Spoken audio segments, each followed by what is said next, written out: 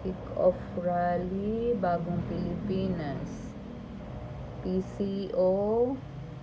Ano bang channel to? PCO's GMA to 1,300 views, 12 hours. Ito yung sa GMA. Ito naman ang sa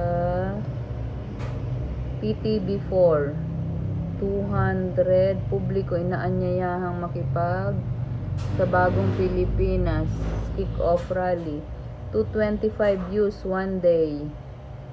So dito naman sa ANC, 1,000 views one day. Bagong Pilipinas now brand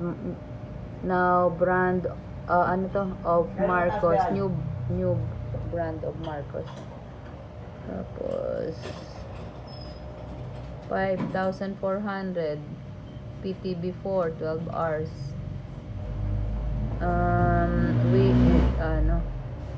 Tingnan natin. Ito ay si Daddy D. Ito, supporter ng Duterte. Candlelight prayer, Bagong Pilipinas kick-off. Ayan, 25k views. And then ito, mga dadalo sa Bagong Pilipinas required sa government employees. Jojo Di Guzman, DDS vlogger, 18,000 views. Ang laki ng views ng mga Duterte supporter kaysa sa mainstream media. PBBM, pinulong ang kanyang gabinete sa ilulunsad na Bagong Pilipinas kick-off rally. 743 views, 3 days na. The Czar, DZRH News Television.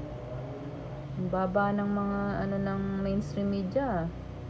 Ito ay PTB4, 1,100, 2 days.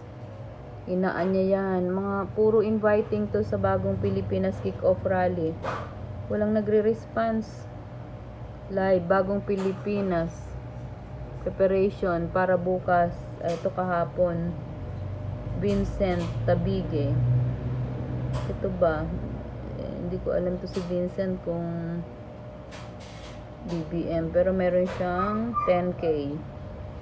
Vincent Tabige. Unitem to si Vincent Tabige. Buksan nga natin to si Vincent.